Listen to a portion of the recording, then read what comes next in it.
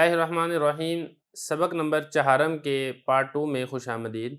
گزشتہ سبق کے اندر ہم نے دال، مدلول اور دلالت کو سمجھا تھا، اسی طرح وضع، موضوع اور موضوع لہو کو سمجھا تھا۔ آج کے سبق کے اندر ہم نے دلالت کی 2 قسموں کو سمجھنا ہے، دلالت لفظیہ اور دلالت غیر لفظیہ۔ دیکھیں، دلالت کی آپ تعریف سمجھ چکے ہیں کہ ایک چیز سے دوسری چیز کا آپ کو پتہ چل جائے، ایک چیز سے دوسری چیز کی آپ کو خبر حاصل ہو جائے۔ پہلی چیز کو دال کہا جاتا ہے، دوسری چیز کو مدلول کہا جاتا ہے، اور دال سے مدلول کے پتہ چلنے کو دلالت کہا جاتا ہے۔ یہ چیز ہم سمجھ چکے ہیں۔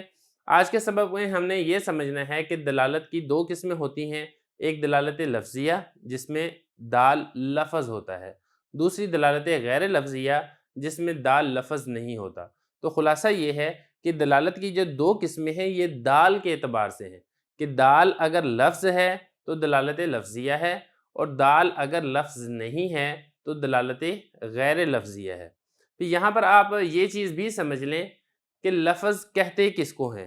لفظ یہ وہ نہیں ہے جو ہم یہاں پہ لکھ دیتے ہیں دلالت، اس کو لفظ نہیں کہا جائے گا، بلکہ یہ نقوش ہیں، یہ کچھ لکیریں ہیں جو کہ لفظ دلالت کی طرف رہنمائی کر رہی ہیں، یا ہم یہ کہیں لفظ دلالت پر دلالت کر رہی ہیں۔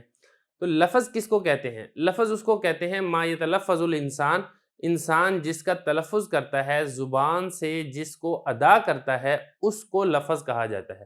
جیسا کہ میں اپنی زبان سے کچھ الفاظ کو ادا کر رہا ہوں تو یہ الفاظ، اس کو لفظ کہا جاتا ہے۔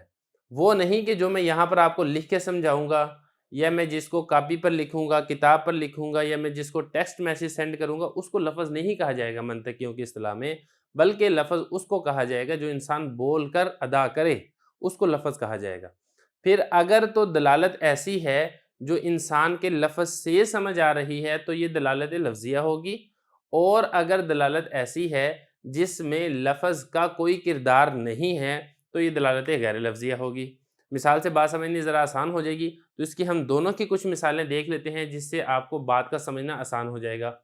مثال کے طور پر میں نے کہا کیمرہ زبان سے، اور جو میں نے کیمرے کا لفظ ادا کیا تو آپ کے ذہن میں ایک مخصوص اس الیکٹرونک آلے کی طرف ذہن فوراً چلا جائے گا، اور آپ کو پتہ چل جائے گا کہ اس سے مراد وہ ایک مخصوص آلہ ہے جو کہ ویڈیو ریکارڈنگ کے لیے یا تصویر کھینچنے کے کام آتا ہے۔ تو یہ میرا لفظ دلالت کرے گا، رہنمائی کرے گا اس مخصوص آلے کی طرف۔ یا اسی طرح میں نے کہا موبائل، تو موبائل سے آپ ایک مخصوص آلے کی طرف آپ کا ذہن چلا جائے گا، اور یہ لفظ اس مخصوص آلے کی طرف آپ کی رہنمائی کر دے گا۔ کوئی بھی لفظ ہو سکتا ہے، میں کہتا ہوں کرسی، جب میں نے کرسی کا لفظ ادا کیا تو ایک مخصوص ایک صورت کی طرف، اس کی طرف رہنمائی حاصل ہوگی جس کی 4 ٹانگیں ہوتی ہیں، بیٹھنے کی جگہ ہوتی ہے، پیچھے ٹیک لگانے کی جگہ ہوتی ہے۔ تو یہ ساری کے ساری دلالت لفظیہ ہیں۔ یہ اسی طرح میں کہتا ہوں زید، اب ذات لفظ جب میں نے زید بولا تو اس سے زید کی جو ذات ہے اس کی طرف رہنمائی حاصل ہو جائے گی، اس پر دلالت ہو جائے گی، تو اس کو کہا جاتا ہے دلالت لفظیہ۔ اور اگر دلالت تو ہو رہی ہے، رہنمائی تو حاصل ہو رہی ہے، لیکن اس کے ساتھ ساتھ کسی لفظ کا کوئی کردار اس کے اندر نہیں ہے، تو پھر اس کو دلالت لفظیہ نہیں کہا جائے گا، بلکہ اس کو دلالت غیر لفظیہ کہا جائے گا۔ مثال کے طور پر آپ نے کہیں دھواں دیکھا، اب دھواں دیکھنے سے فوراً آپ کو پتہ چل جائے گا کہ آگ لگی ہوئی ہے، تو دھوئیں سے جو آگ کی طرف رہنمائی حاصل ہو رہی ہے یہ دلالت غیر لفظیہ ہے، کیونکہ آپ نے زبان سے تو کوئی لفظ ادا نہیں کیا، نہ آپ نے زبان سے کوئی لفظ ادا کیا، نہ آپ نے کسی کی زبان سے کوئی لفظ سنا ہے۔ ہاں، اگر کوئی لفظ کوئی شخص بولتا ہے دھواں، اب دھوئیں کو جب آپ سنیں گے تو آپ کا ذہن دھوئیں سے آگ کی طرف چلا جائے گا، تو اس وقت یہ دلالت لفظیہ ہوگی، کیونکہ یہاں پر آپ نے دھواں دیکھا نہیں ہے بلکہ یہاں پر آپ نے دھوئیں کا لفظ سنا ہے۔ یا اسی طرح آپ نے بارش دیکھی ہے، یہ ضروری نہیں ہے کہ دیکھنے کے ساتھ اس کا تعلق ہو، سننے کے ساتھ بھی اس کا تعلق ہو سکتا ہے۔ مثال کے طور پر آپ نے تلاوت کو سنا، اب تلاوت کو سننے سے دلالت ہو جائے گی اس بات کی طرف کہ کوئی شخص تلاوت کر رہا ہے، اس شخص کی ذات کی طرف رہنمائی حاصل ہو جائے گی۔ تو یہ ساری کی ساری دلالتیں غیر لفظیہ ہیں۔ تو خلاصہ یہ نکلا کہ دال اگر لفظ ہو،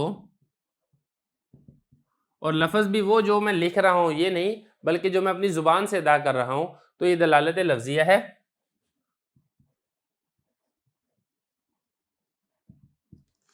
اور اگر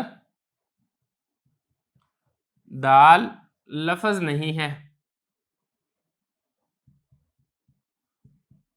تو یہ دلالت غیر لفظیہ ہے۔